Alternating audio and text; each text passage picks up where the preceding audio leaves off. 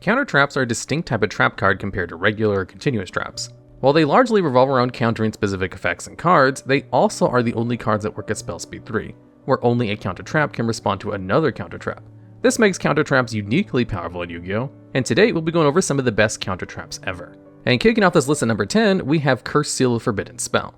This card's effect lets you negate the activation of a spell card and destroy it at the cost of discarding one spell card. If you do successfully destroy the card, your opponent cannot activate spells with that name for the rest of the duel. Cursed Seal of the Forbidden Spell is one of the most targeted kind of counter traps. It's very limited compared to most of the other entries that'll be on this list, as it can only hit spell cards and comes saddled with a rather hefty specific discard cost to use. But no other counter trap replicates Cursed Seal's ability to completely lock an opponent out of potentially crucial spells for the rest of the game.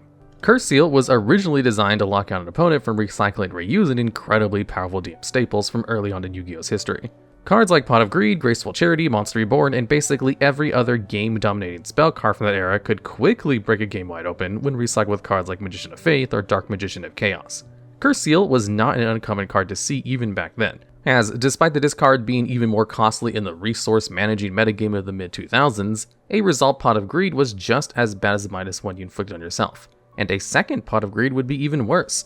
Once many of those busted staples were banned, Cursed Seal saw a complete drop-off in play, but not for long. Its unique, focused effect earned it multiple resurgences throughout history. With the advent of Diamond Do Turbo, a deck that revolved around Destiny Hero Diamond Do to spam the effects of powerful spell cards multiple times, Cursed Seal found itself being played again. Since a deck that was all spells really hated being locked out of its best ones, Cursed Seal was a common main and side deck option then. Years later, when Spellbooks became the other dominant deck alongside Dragon Rulers, Cursed Seal found itself seeing play again.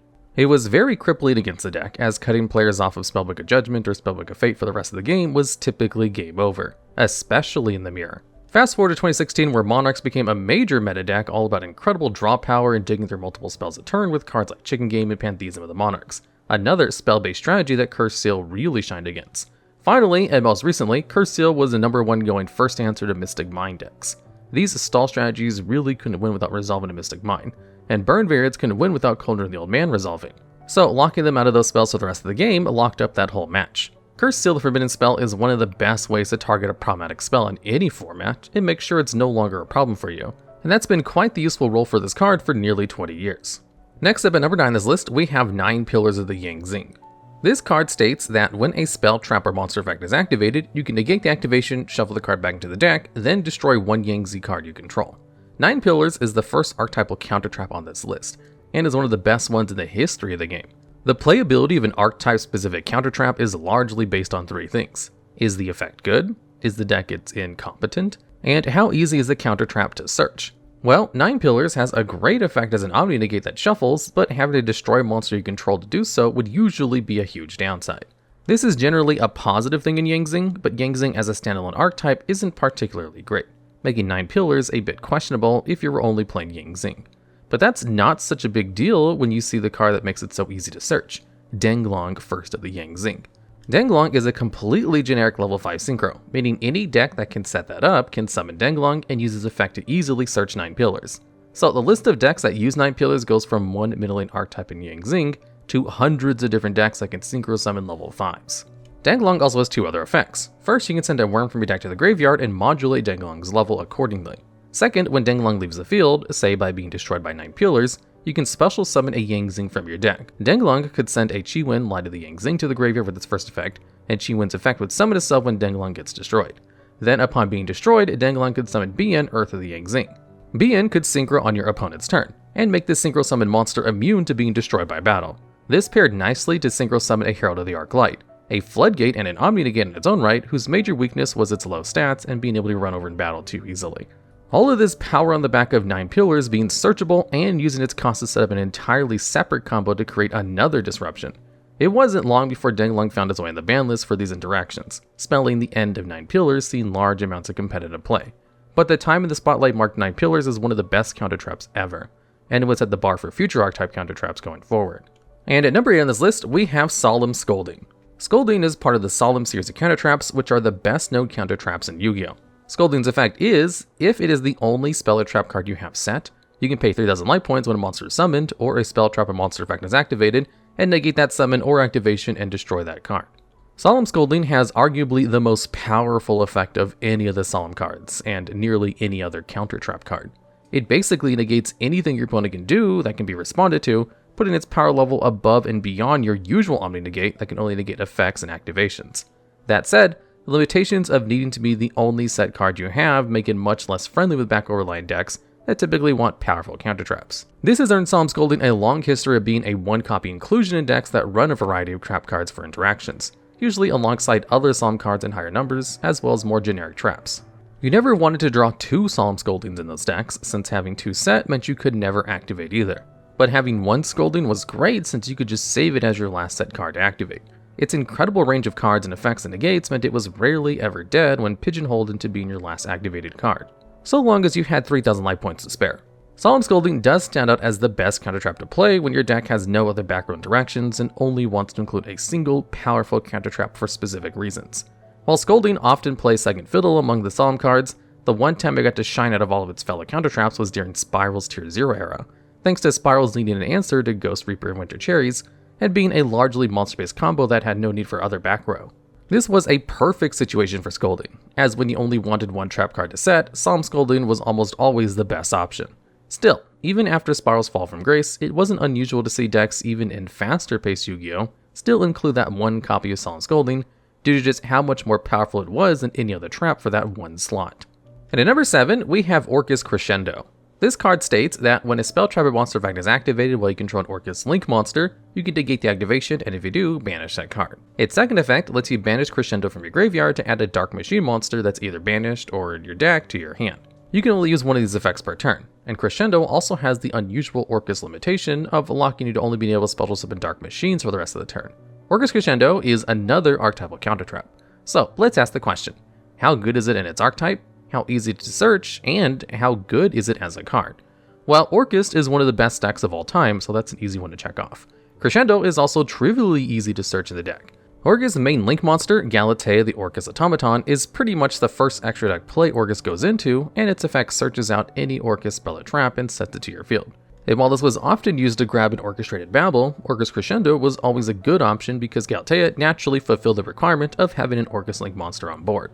Crescendo's effect as an Omni-Negate is great, and an Omni-Negate that banishes makes it similarly as good as 9 Pillars of the Yang Zing, as it can play around graveyard effects. Speaking of 9 Pillars, Crescendo has a very similar history to 9 Pillars thanks to another banned and busted extract monster, Nightmare Mermaid. Thanks to Nightmare Mermaid, any deck that could create a generic Link 2 in the form of either Nightmare Cerberus or Nightmare Phoenix could go into Mermaid, use Mermaid to summon Orcust Nightmare, and then link the 2 off for Galatea and search Crescendo. And a Link 2 for free Omni-Negate was even easier to access than a Synchro 5 like Denglong, and nearly every deck, while Mermaid was legal, ran this small setup. But what also set Orcust Crescendo apart was just how incredibly good its secondary effect is. Being an easy to search Omni-Negate is great, but being able to banish itself on your follow-up turn to add a Dark Machine, like say Orcust Harp Horror, and get your plays going again was just as nice. The fact that you can't activate both effects of Crescendo the same turn does make it a little awkward sometimes. But it was rarely that important, as you usually would just use Crescendo to negate something on your opponent's turn, then activate it on your turn afterwards for the free +1. While there were playable archetype counter traps before Crescendo, Crescendo really pushed the boundaries for what kind of effect a card that's already a good, generically searchable counter trap could have with its powerful Omni-Negate and easy advantage search effect. And at number 6 on this list, we have Solemn Warning.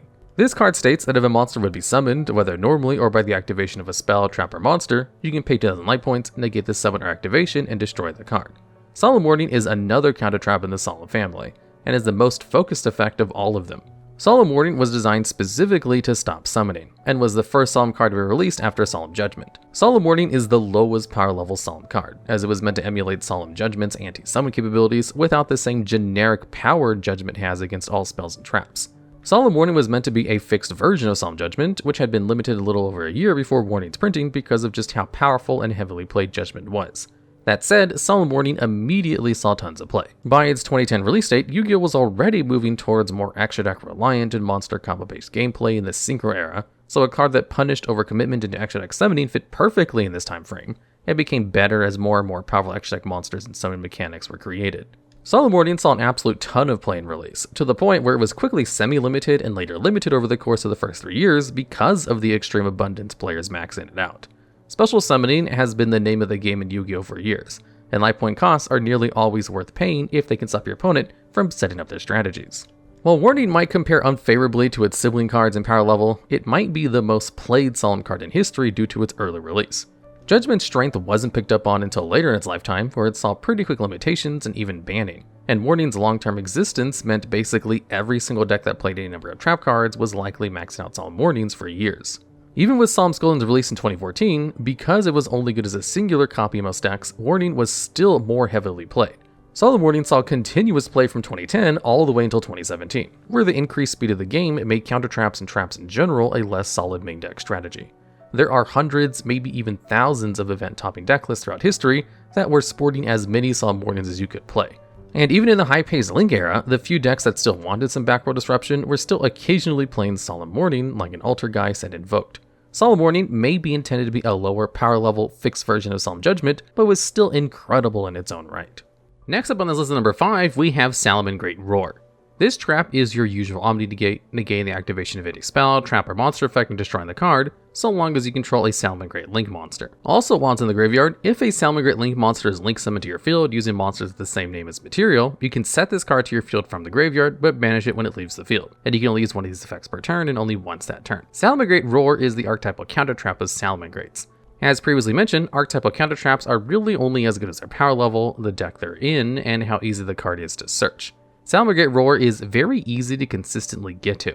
Salamangrate's main starter, Salamangreat Gazelle, can send Roar to the graveyard with its effect, with Gazelle itself being easy to get with the various search tools Salamangreat has, like Signet Mining, Salamangreat Mirage Stalio, and Salamangreat Circle. Though you do need to get it out of the graveyard, that is also fairly easy with Salamangreat Sunlight Wolf, who has the effect to add a Salamangreat spell or trap card from your graveyard to your hand if you summon Sunlight Wolf using another Sunlight Wolf. This link summon using a monster with the same name was Salamangrate's main gimmick, but was pretty much always online as Salamangreat Sanctuary enabled this and was searchable off of Salamangrate's Link 1 monster, Salamangreat Baelinks. So, it's easy to access, but how good was Roar? Well, a completely standard Omni-Negate is pretty good, though it doesn't quite match up to Crescendo or 9 Pillars, since it only destroys after negating instead of shuffling or banishing. But it's still great and more than makes up for that shortcoming with its secondary effect. Roar's ability to set itself from the graveyard is obscenely powerful. Salamangreat largely relies on being a controlling, grind-based deck, and does this by constantly occurring incidental advantage and recycling its own cards. The fact that you don't even need to use Sunlight Wolf to add it to your hand, instead just using its secondary self-sided effect, means you can double up on your interactions by using Sunlight Wolf to add a different piece of interaction, like Salamangreat Rage or adding back Salamangreat Circle for follow-up next turn. Even if you don't do that, being able to use Roar on your opponent to stop their plays, then reset it with its own effect on turn 3 to continue overwhelming your opponent gives it a huge advantage over other counter traps by functionally replacing itself for free. It's similar to Orcust Crescendo as a free +1, but recycling an Omni-Negate is so powerful even compared to adding a starter for your next combo. Salamangreat was a really good deck for quite some time, even still seeing fringe low-tier play to this day, despite the limitations to Salamangreat Gazelle. Salamangreat Roar's status as one of the best archetype counter traps is a huge part of both how powerful the deck is and the core identity of how Salamangreat plays. Continuing this list at number 4, we have Tearlaments Cryme. This card states that when a spell, trap, or monster effect is activated, you can negate the activation, shuffle the card into the deck, and then send one monster from your hand to the graveyard, so as long as you control a Tearlaments monster or a Visa Starfrost. Also, when Tearlaments Cryme is sent to the graveyard by a card effect, you can return one banished Tearlament monster from your banished pile back to your hand. Tearlaments Cryme is another archetypal counter trap. So let's go through the checklist again. Is the deck it's in good? Well, Tearlaments is arguably the greatest deck and archetype in the history of the game. So that's an easy yes. Cryme is quite powerful as an Omni-Negate that shuffles just like 9 Pillars. But its main strength compared to other counter traps is how easy it is to search, its secondary effect, and even its condition. Tearlaments are known for mass milling their own deck, which might often make searching a specific one-off counter trap a problem. What if you mill it? Well, Tearlaments has access to Tearlaments Heartbeat, which they can mill or intentionally send to the graveyard to add Cryme back.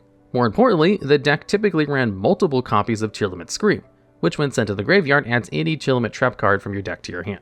And of course, if you have nothing better to search for, when you inevitably summon Tearlament Kalos, it can add a Tearlament card to your hand, including Cryme. So Cryme was powerful and had several different ways to search it out, while it just so happened to be an arguably the most powerful archetype ever. It definitely passes the test.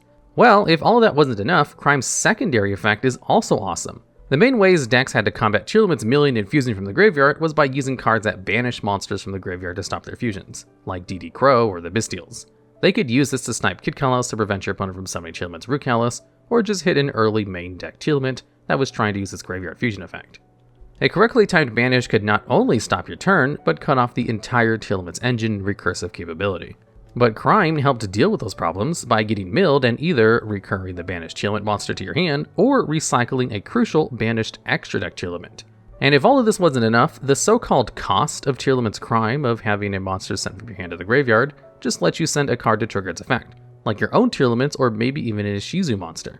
This would, in turn, let you counter your opponent's cards and just go into an entire combo line on your opponent's turn.